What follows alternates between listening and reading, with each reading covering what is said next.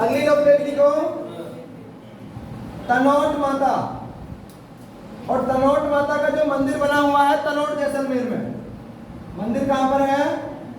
तनोट जैसलमेर में। तनोट नामक स्थान जैसलमेर। तनोट नामक स्थान जैसलमेर में। अब इसके जो उपनाम है वो इंपॉर्टेंट है। इसके उपनाम है वो इंपॉर्टेंट है। नंबर 1 लगा के लिखना है। इसके मंदिर पर सेना के जवानों के द्वारा रुमाल चढ़ाए जाते हैं। क्या चढ़ाए जाते हैं? रुमाल चढ़ाए जाते हैं इनके मंदिर पर। इस कारण उपनाम में लिखना नहीं है, सिर्फ सुनना है। उसके बाद में बताऊंगा उपनाम का जो उसके पीछे का जो फैक्टर है उसको क्लियर कर रहा हूं। यदि इसको कहते हैं रुमालों वाली लोक देवी। क्या कहते हैं?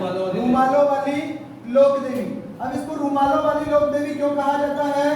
क्योंकि इनके मंदिर पर सेना के जवानों के द्वारा रुमाल चढ़ाए जाते हैं। क्या चढ़ाए जाते हैं? रुमाल चढ़ाए जाते हैं। इस कारण से क्या कहते हैं? रुमालों वाली लोक देवी कहते हैं। नंबर 2 थार की वैष्णो देवी। थार की वैष्णो देवी।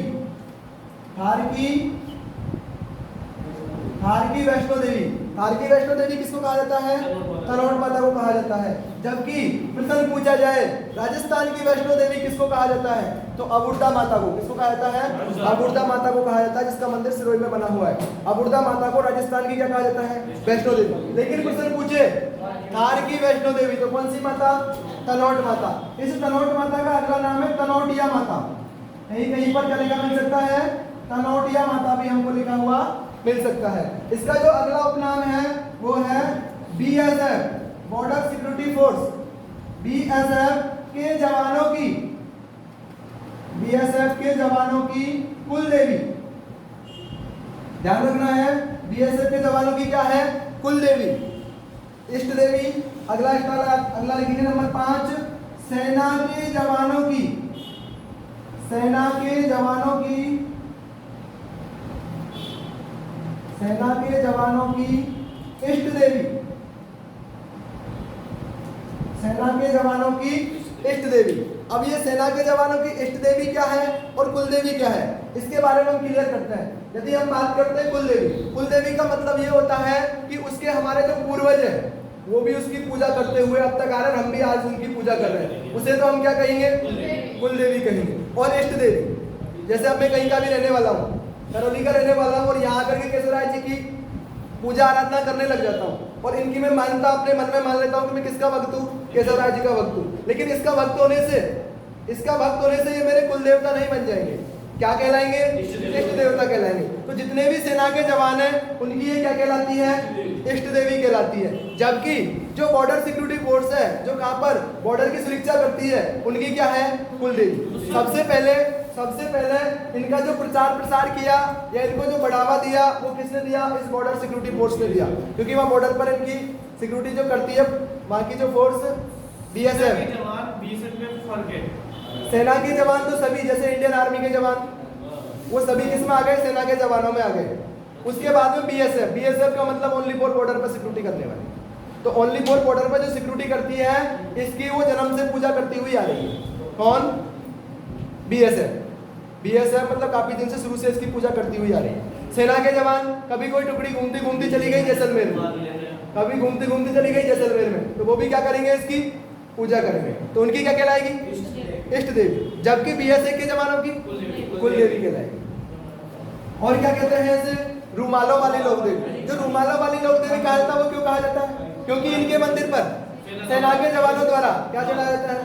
रुमाल चढ़ाए जाते हैं। थार की वैष्णो देवी, थार की वैष्णो देवी कहा जाता है। और इसे क्या कहा जाता है? तनोटिया माता। और बीएसएफ के जवानों की कुल देवी और सेना के जवानों की इष्ट देवी। यहाँ पर एक आरती होती है, यहाँ पर जो आरती होती है उसे कहते हैं चीरजा आरती को। अगला नोट लगा के लिखो,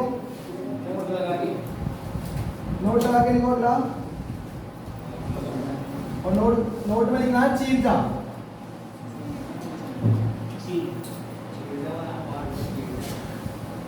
चीरजा यहां होने वाली आरती, यहां होने वाली आरती को क्या कहते हैं? चीरजा कहते हैं। इसका मंदिर कहाँ पर बना हुआ है? तनोट जैसलमेर में बना हुआ है। एक भारत पाकिस्तान का युद्ध हुआ था 1965 में। उस समय तनोट माता के द्वारा गोला बारूदों को निष्क्रिय कर दिया गया था। तीर्था किसे कहते हैं? आरती को कहते हैं। अगला स्टार लगा के लिखो 1965। अगला स्टार लगा के लिखो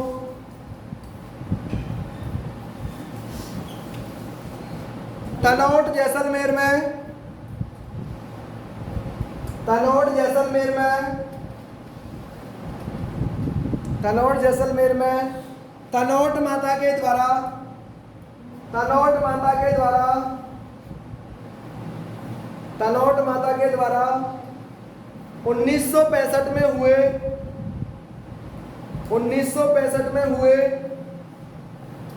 1965 में हुए भारत पाकिस्तान युद्ध के समय, 1965 में हुए भारत पाकिस्तान युद्ध के समय, भारत पाकिस्तान युद्ध के समय गोला बारूद, गोला बारूद, गोला बारूद को निष्क्रिय कर दिया गया था। गोला बारूद को निष्क्रिय कर दिया गया था। गोला बारूद को निष्क्रिय कर दिया गया था। तो भारत पाकिस्तान का युद्ध कब हुआ? 1965 में। गोला बारूद किसने निष्क्रिय किए? तनोट माता ने। किसने किए? तनोट माता ने। अब इसके बाद में इनकी जो पूजा वो बढ़ेगी या घटेगी? चमत्कार दिखा दिया। तो राजस्थान की लोक देवियों में पढ़ने का तात्पर्य यही है, हम उनको पढ़ रहे हैं जो नारी रूप में जन्म लेकर के उन्होंने लोक कल्याणकारी कार्य किए या कुछ चमत्कार किए, और उनको हम किस में पूज रहे हैं? देवीय रूप में पूज रहे हैं। और वे क्या कहलाती है? राजस्थान की लोक देवी कहलाती है। इसके कारण, इसके कारण, इसके कारण भारत की विजय हुई। इसके कारण भारत की विजय हुई।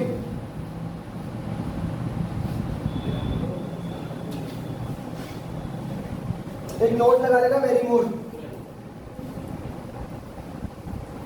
तनोट जैसलमेर में, तनोट जैसलमेर में भारत पाकिस्तान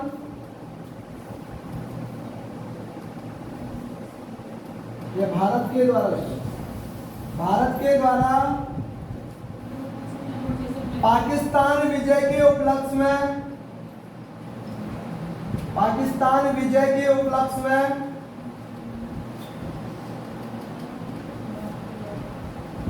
विजय के उपलक्ष्य में विजय स्तंभ का निर्माण करवाया। विजय स्तंभ का निर्माण करवाया, निर्माण करवाया। अब हमको तीसरा और दूसरे से टेंशन नहीं बनाना है, हमें तो एक प्रथम याद रखना है, प्रसिद्ध याद रखना है, उसके बाद में एक दो विजय स्तंभ और याद रखने हैं। यदि हम बात करते हैं, प्रश्न आता है एग्जामों में कि राजस्थान का प्रथम विजय स्तंभ कहाँ पर है, तो बयाना दुर्ग किसने बनवाया था? समुद्रगुप्त ने बनवाया था। भारत का जो समुद्रगुप्त है उसको कहा जाता है भारत का नेपोलियन। किसने कहा है? B.S. स्मिथ ने कहा है।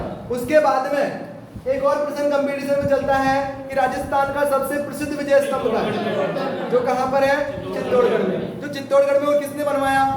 महाराणा कुंभा ने बनवाया। कौन सी विजय के उपलक्ष्य में? मालवा विजय के उपलक्ष्य में। और कहीं कहीं पर मालवा ऑप्शन में नहीं मिलता तो सारंगपुर विजय के उपलक्ष्य में। किसके उपलक्ष्य में? सारंगपुर विजय के उपलक्ष्य में किसका निर्माण करवाया? विजय स्तंभ का। तो राजस्थान का प्रथम विजय स्तंभ बयाना दुर्ग भरतपुर में है, समुद्रगुप्त ने बनवाया। समुद्रगुप्त को भारत का नेपोलियन कहा जाता है, भारत का नेपोलियन का B.S. स्मिथ ने। दूसरा प्रश्न बनेगा राजस्थान का सबसे प्रसिद्ध विजय स्तंभ। सबसे प्रसिद्ध विजय स्तंभ बना हुआ चित्तौड़गढ़ में, उसका निर्माण करवाया महाराणा कुंभा ने। मालवा विजय के उपलक्ष्य में या सारंगपुर विजय के उपलक्ष्य में। और जो राजस्थान का सबसे प्रसिद्ध चित्तौड़गढ़ वाला जो विजय स्तंभ है वो राजस्थान पुलिस का और माध्यमिक शिक्षा बोर्ड का क्या है? प्रतीक चिन्ह है। ठीक है, माध्यमिक शिक्षा बोर्ड का और राजस्थान पुलिस का प्रतीक चिन्ह है। कितने मंजिला है? 9 मंजिला है। कितने मंजिला है?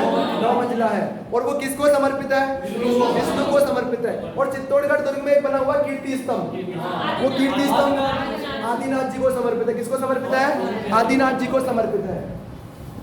इसके बाद में यदि एक और विजय स्तंभ की बात करते हैं तो एक और विजय स्तंभ बना हुआ है आउवापाली में। कहाँ पर बना हुआ है?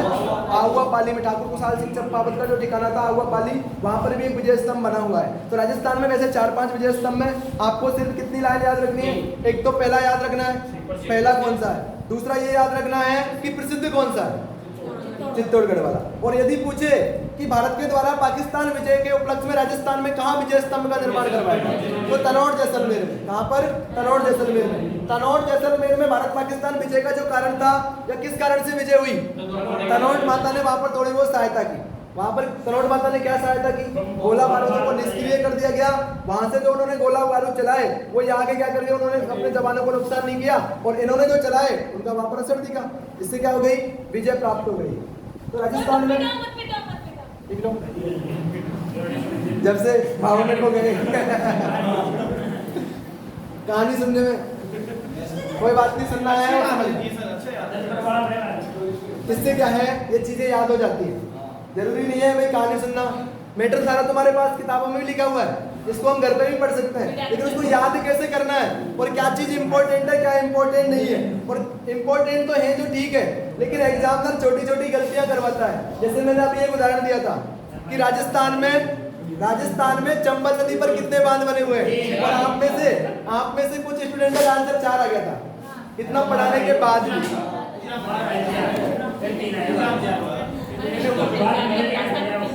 अगला प्रश्न,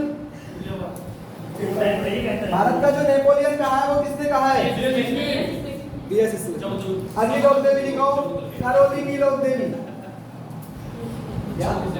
अगली लोक देवी एक लाइन की जगह छोड़ के करौली की लोक देवी।